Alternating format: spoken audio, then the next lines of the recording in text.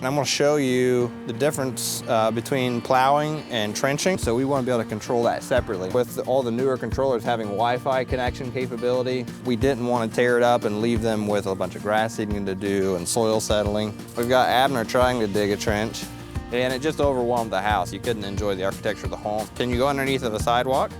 We're going to open this up. This will be lawn, new sod lawn through here, and we can minimize any root damage to the trees.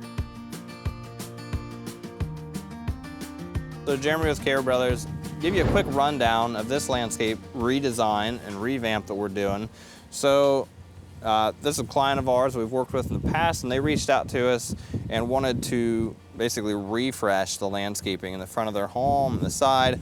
It's years and years old. It's just a lot of overgrown shrubs. There was very little perennial flowers and shrubs, and it just overwhelmed the house. You couldn't enjoy the architecture of the home because of just these overgrown leggy shrubs. So we had the conversation about what they'd like to see. We walked them through a questionnaire of what style they like, what colors they like, what seasons are important to them, just a lot of different questions about that, and then came up with a design based on that. We got left 2 shrubs remaining on either side of the front porch, and that's what they wanted to leave. And then the rest of this across here is basically a blank slate. So starting at the corner of the house, we're going to have a nice evergreen flanking the corner of the house. We'll mirror that on the other side of the tall part of the house so that we have symmetry. This is a very architecturally symmetrical house, and we wanted to kind of mirror that. And then also from there, stretching to the porch, and the same on the other side, we've got a boxwood hedge, and that'll also kind of lend to that English garden feel with that hedge.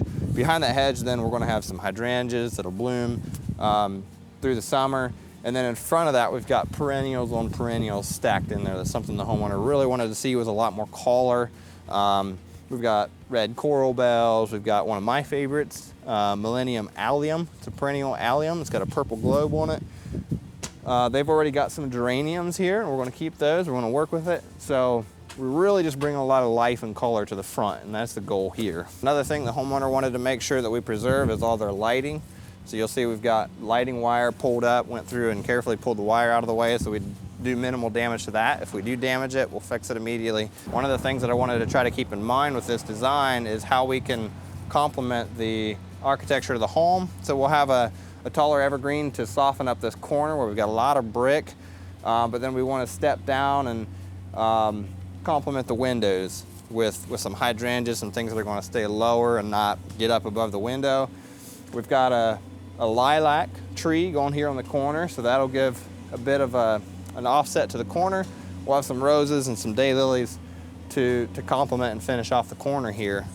So originally, this was all covered up with shrubs here. We're going to open this up. This will be lawn, new sod lawn through here. Back there, Mark's working on getting a bunch of debris cleared out, old landscape. We're completely redoing this side yard with new lawn, getting rid of a lot of unwanted landscape beds. So here we've got a couple boulders that will be used in the landscape. These are something that's native to Ohio. It's these gray limestone boulders. We use them a lot. We're saving some perennials that the homeowner wanted to save, so we got those dug up and set aside carefully. We can plant them for them, or they can plant them where they want them. There's just a lot of ivy and ground cover beds through here. Those are going to get turned into lawn. You see we got a white painted line through here. That's going to be the new bed edge with just some nice plantings around the AC unit, and this is going to be easy to use lawn. One of the things I would like to point out would be job site organization, and something that we're not perfect in, but we'll do our best to keep your home as organized as possible. This is one example where the guys are keeping attachments for the machinery, hand tools, materials kind of all set in one spot instead of just scattered out all over the entire job site. We've got a job site trailer, so instead of just everything laid out and sprawled out all over sidewalks, driveways, we're going to keep our materials in the trailer and pull from that as we need.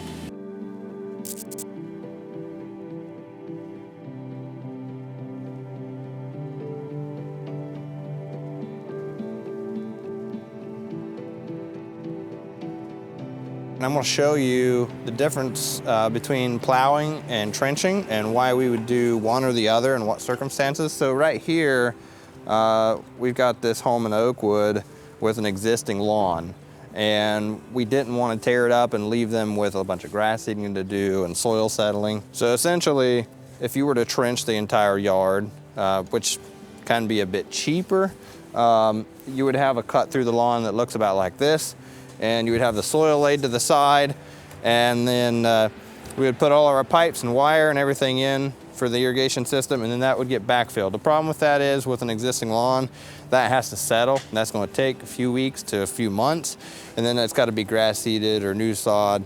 But in this case, we've got existing lawn, we can plow it in. So there's actually a pipe and a wire already in here. You can actually see that coming out here. And the only reason we have trenched this section is to bore underneath of the sidewalk. So if we plow your pipe in for irrigation, we will have to do a little bit of digging to make the connections and to put in the sprinkler head.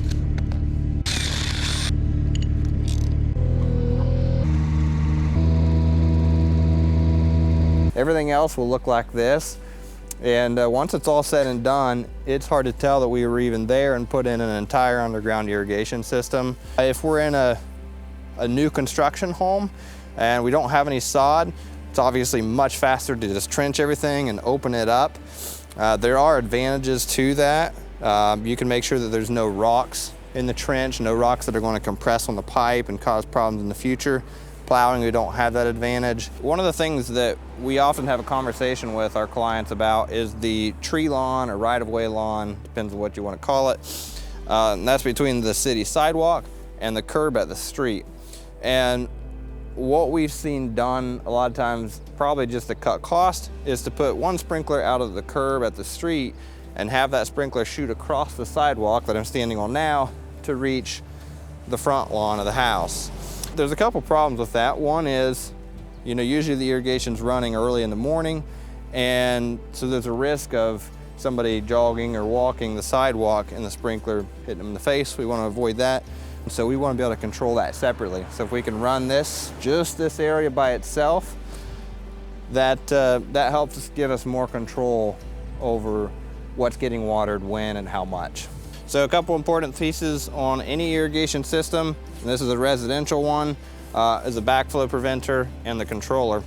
So on this backflow preventer here, on this particular home, the water supply meter is all inside. In some cases, it'll be out in the front lawn, and we'll have a plumber come in, put in a separate meter, run that up, depending on the size of the system. In this one, it's all inside. So we had our certified plumber come out and plumb out of the wall, and then we installed the backflow. This is a removable one for the winter, so it can be winterized easily. We've got Abner trying to dig a trench, trying to not cut any wires. So here we've got our controller, and we've got a Hunter Hydro-Wise. So this is outside. The older way of doing this was to have the controller in the garage or the basement, somewhere inside, so that you could access it without having to come out in the rain or inclement weather to mess with it. But now with all the newer controllers having Wi-Fi connection capability, that's not so much of an issue. It comes in a waterproof box. You don't have to worry about that ever being a problem. And we can just pull up an app on our phone and connect to it. The homeowner can, we can if they want us to. That gives us just a ton of different benefits. You don't have to step foot outside the home, as well as if there's ever any issue with the system, we can shut it down remotely, make adjustments without having to make a costly service call out to the property. One quick thing I wanted to point out on this particular irrigation job is this massive historic oak tree, and this is in Oakwood, rightly named, and the homeowner wanted to make sure we do minimal damage to the root system of this tree, and I would agree. It's a beautiful tree.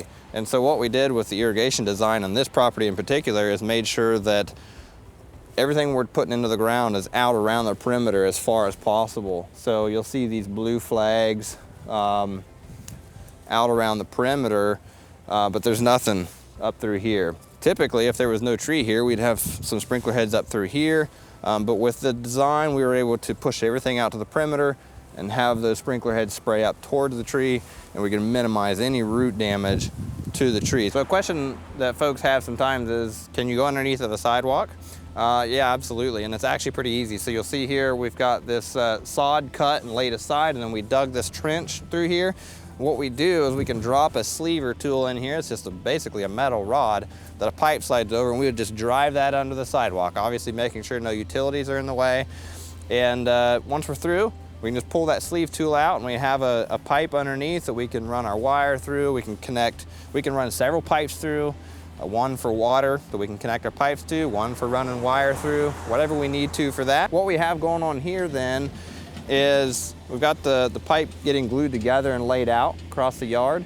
This is a situation where this pipe is getting plowed in instead of trenched, so we can minimize turf damage and leave the place looking like we hardly touched it. So right down here we've got Abner getting pipe glued together, and we'll just get it laid out so it'll look like you got white tubes laying all over the yard for a little bit, but pretty soon that'll all be underground, basically get stitched in with a vibratory plow, and you won't see much after that. So that's just part of the process of getting ready for plowing in your irrigation system.